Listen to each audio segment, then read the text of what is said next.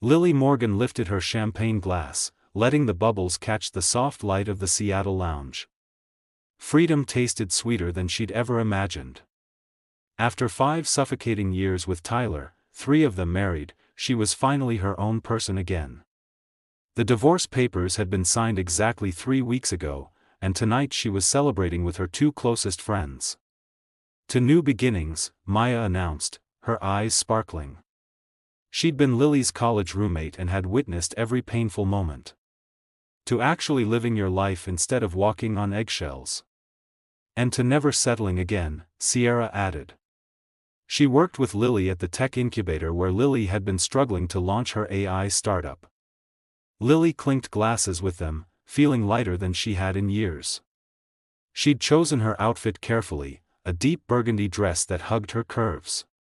Tyler had always hated when she wore anything that drew attention, claiming it made her look desperate.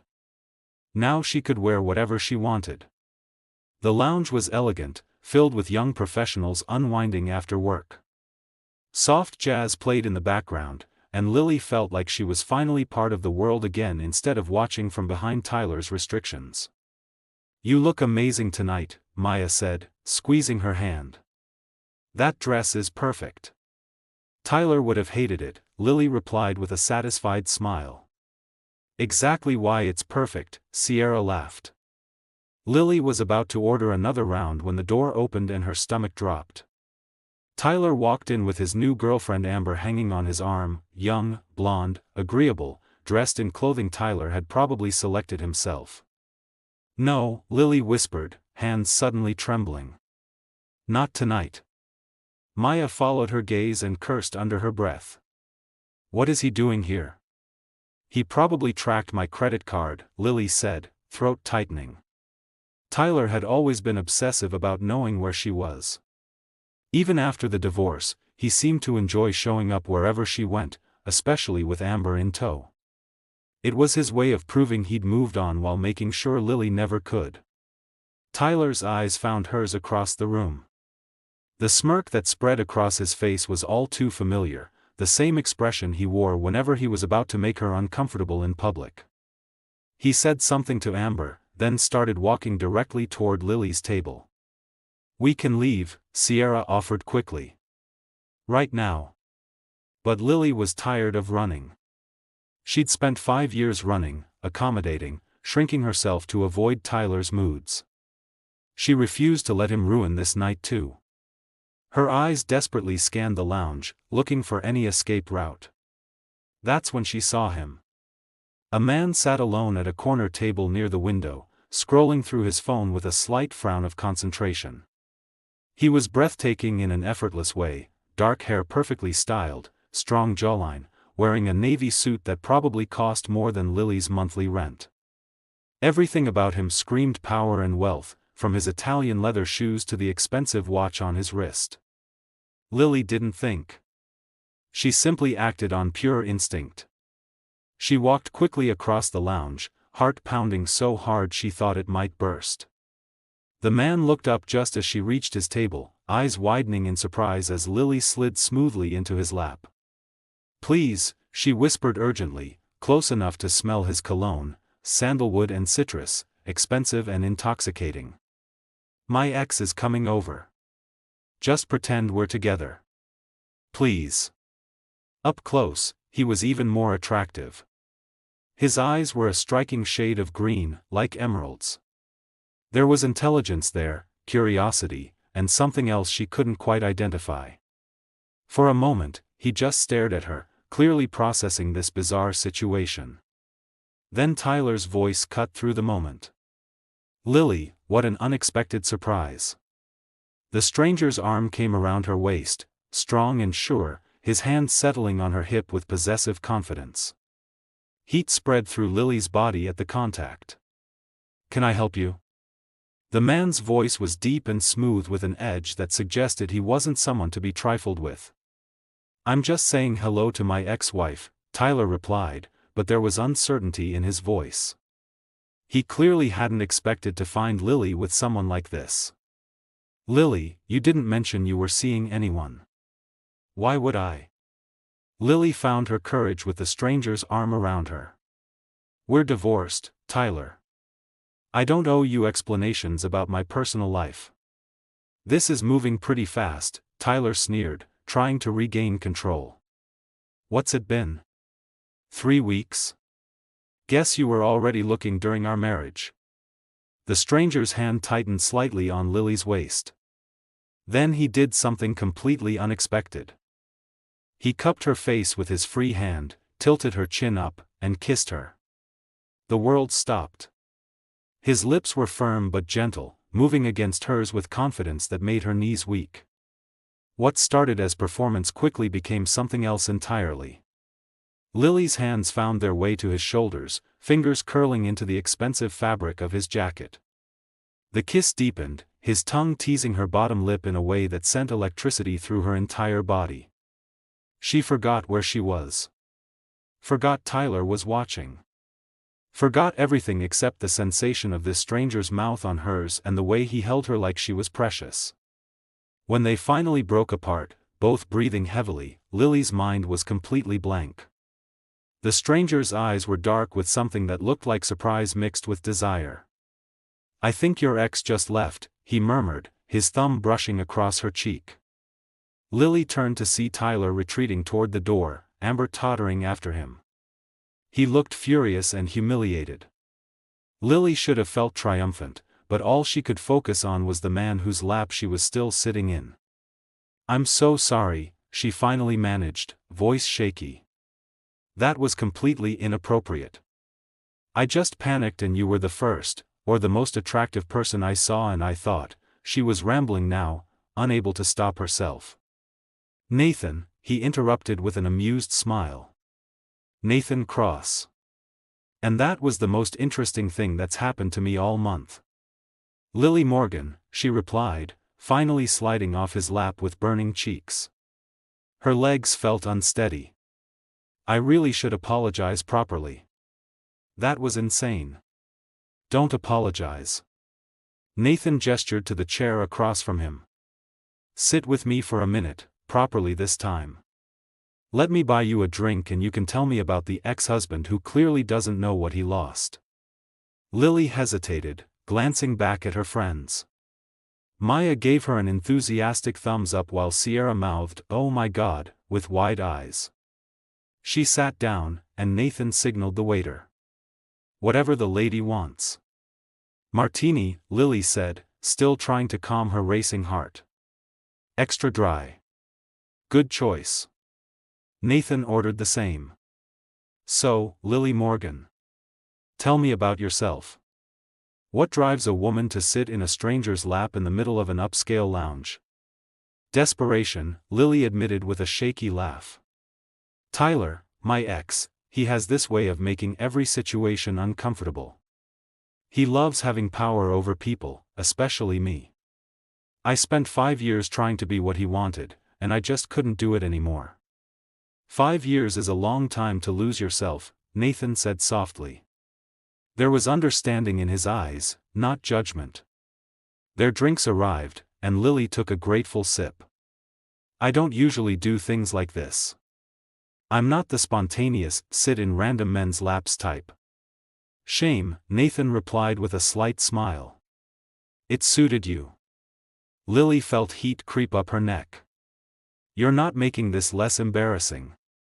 "I'm not trying to." Nathan leaned forward slightly. "Lily, I've sat in this lounge every Thursday night for the past year.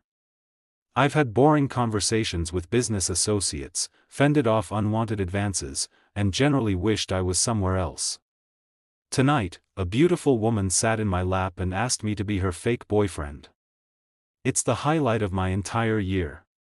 "Your year must be pretty boring then," Lily joked, but she was smiling now.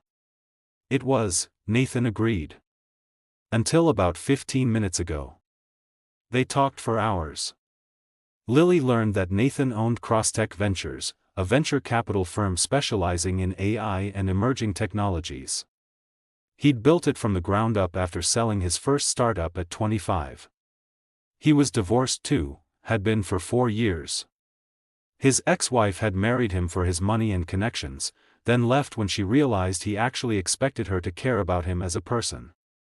Sounds like we both have experience with people who saw us as possessions, Lily observed. Unfortunately common in certain circles, Nathan said. Everyone wants something, access, money, connections. It gets exhausting trying to figure out who actually cares about you. Lily told him about her AI startup focused on accessibility technology, how she'd always dreamed of creating tools that helped people with disabilities, but Tyler had constantly undermined her confidence. He'd said her ideas were impractical, that she'd never make it as an entrepreneur. Do you have a pitch deck? Nathan asked with genuine interest. On my phone, Lily admitted. Why? Show me. Lily pulled up her materials, watching nervously as Nathan scrolled through. She'd developed an AI system that could translate sign language in real time, making communication seamless for deaf and hard-of-hearing individuals. This is incredible, Nathan said after a long moment. Lily, this isn't impractical, this is revolutionary. The market potential is enormous, and the social impact could be transformative. Lily felt tears prick her eyes. It had been so long since someone believed in her work. Thank you, she whispered. I mean it. Nathan handed back her phone. You should be pitching to major VC firms. You have the technical skills, the vision, the passion. I don't have those kinds of connections, Lily said. Or the capital to scale. Nathan looked at her thoughtfully. What if you did? Before Lily could respond, Maya appeared at their table. Sorry to interrupt, but Sierra and I are heading out. Lily, you good? Lily glanced at her phone and gasped. It was past midnight. They'd been talking for over 3 hours. I didn't realize how late it was. Time flies, Nathan said, standing. Let me call you a car. I can take the subway. Not at this hour. Nathan pulled out his phone, and within minutes a black car pulled up outside. At the car, Nathan handed her a business card. Call me. Not just for business, though I'd love to discuss that too. Call me because I want to see you again. Lily took the card, her fingers brushing his. The connection was still there, that electric current that had sparked the moment she sat in his lap. I don't usually do this, she said again. Maybe it's time to start, Nathan replied. He opened the car door for her. Good night, Lily Morgan. Good night, Nathan Cross. As the car pulled away, Lily looked back to see Nathan still standing on the sidewalk, watching her leave. She glanced down at the business card in her hand. Nathan Cross, CEO Crosstech Ventures. A direct phone number was written on the back in elegant handwriting. Lily knew she should focus on herself, on rebuilding her life and her business. Getting involved with someone new, especially someone as wealthy and complicated as Nathan clearly was, seemed like a terrible idea. But as she touched her lips, still tingling from that incredible kiss, she knew she was already in trouble. She was absolutely going to call him. Lily spent the entire weekend thinking about Nathan Cross. She told herself it was ridiculous, that she was acting like a teenager. But every time she closed her eyes, she remembered that kiss, the way his hand felt on her waist, the intensity in his green eyes. By Monday morning, she still hadn't called him. The business card sat on her nightstand, taunting her. She threw herself into work instead. She had a major presentation Wednesday with a group of venture capital firms. Her startup desperately needed funding to move from prototype to market. This pitch could change everything. She spent Monday and Tuesday perfecting her presentation, rehearsing until she could recite it in her sleep. Maya helped her polish the financial projections while Sierra gave feedback on her delivery. Wednesday morning, Lily arrived at the investment firm's office 15 minutes early, portfolio case clutched tightly. She wore a charcoal gray suit that made her feel professional and confident. The receptionist directed her to a conference room on the 35th floor. Lily set up her materials, connecting her laptop to the presentation screen. The door opened and Lily turned with her brightest professional smile. Then her heart stopped. Nathan Cross walked into the conference room looking impossibly handsome in a charcoal suit.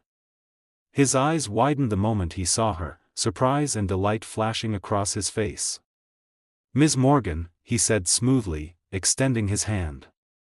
His eyes sparkled with barely contained amusement. What a pleasant surprise. Lily shook his hand, feeling that same electric jolt. "Mr. Cross. I had no idea you'd be on the investment panel." "Life is full of unexpected coincidences," Nathan replied with definite mischief in his voice. 3 other investors filed in behind him.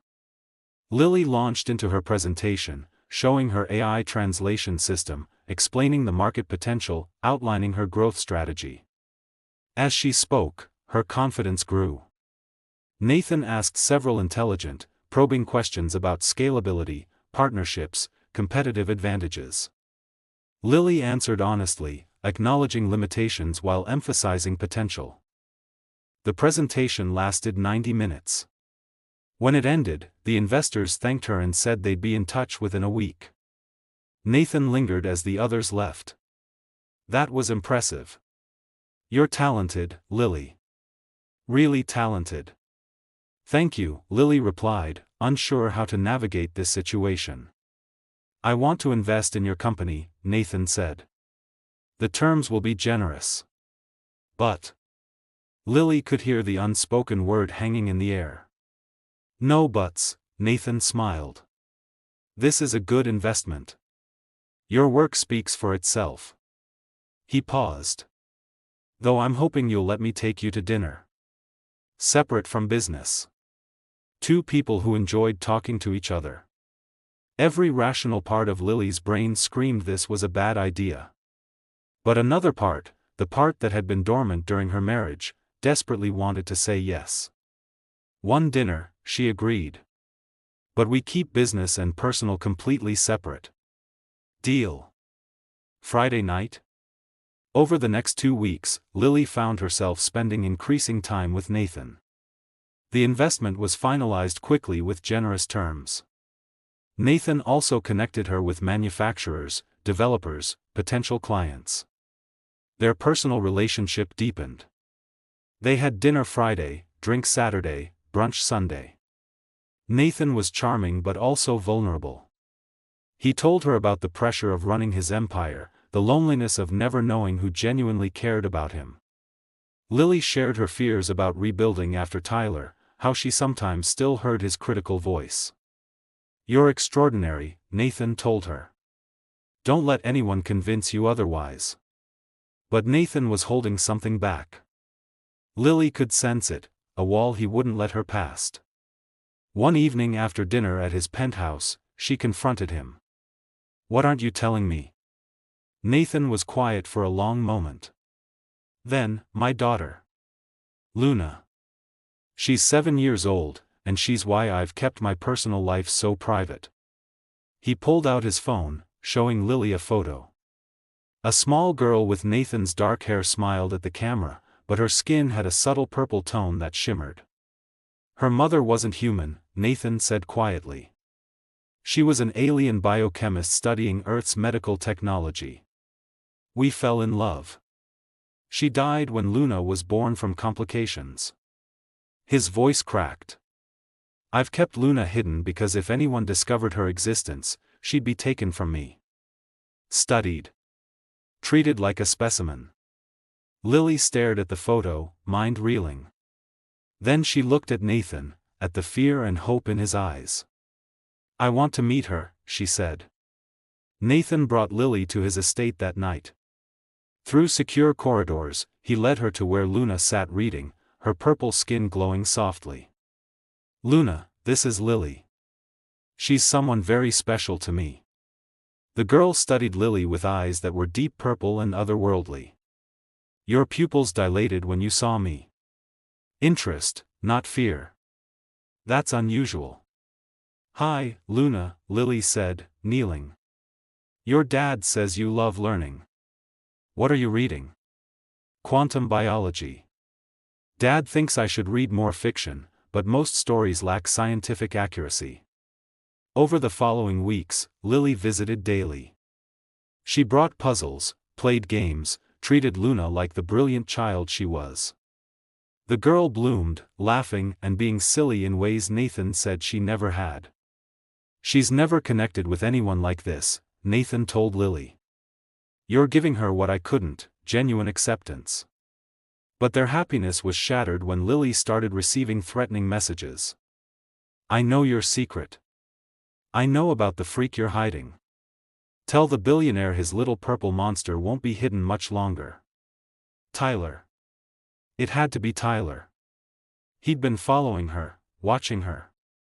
When Lily showed Nathan the messages, his face went pale. He knows about Luna. Security footage confirmed it. Tyler had been stalking Lily, had followed her to Nathan's estate, had somehow gotten photos through the security perimeter. "We need to go to the police," Lily said. "And tell them what? That my half-alien daughter is being threatened?"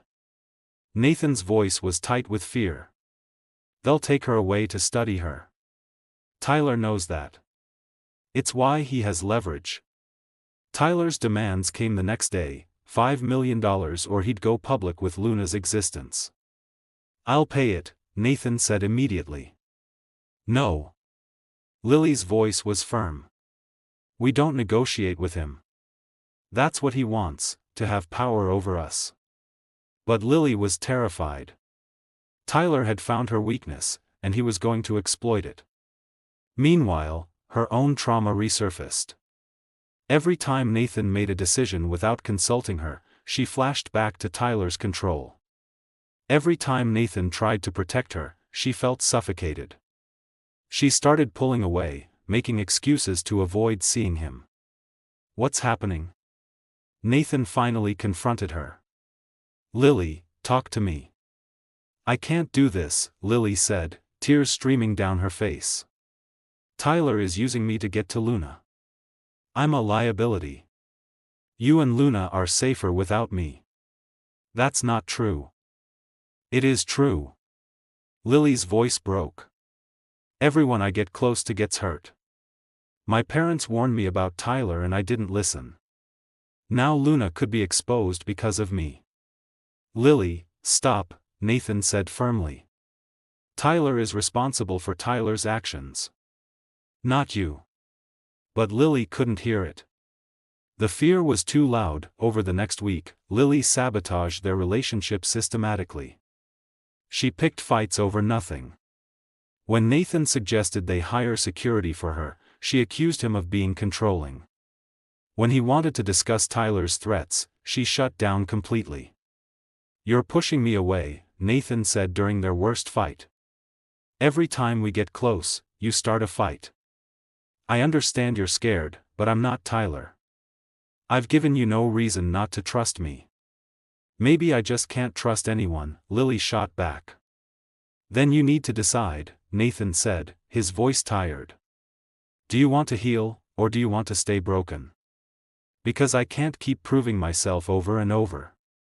Lily left his penthouse that night and didn't return his calls for 3 days. Then Tyler escalated. He sent photos to tech blogs, blurry images of Luna, her purple skin visible. The headlines were sensational: "Tech billionaire hiding alien child," and "Proof of extraterrestrial life in Seattle." Nathan called an emergency meeting with his lawyers and publicists. The strategy was to discredit the photos as elaborate hoaxes, but Tyler had been clever. He had enough evidence to make people question. Maya and Sierra staged an intervention. "You're self-destructing," Maya said bluntly. "Nathan loves you. Luna needs you. And you're throwing it away because you're terrified." "I'm being realistic," Lily argued. "Nathan's life is complicated. Luna deserves better than." "Then what?" Sierra interrupted. "Then a woman who loves her? Who sees past her differences." "Lily, you're using Tyler's threats as an excuse to run." "What if I hurt them?" Lily whispered. "What if I'm not strong enough? What if you are?" Maya said gently. What if you stop letting Tyler define who you are? That night, Lily had a dream. She was back in her marriage, trapped in Tyler's apartment, doors locked.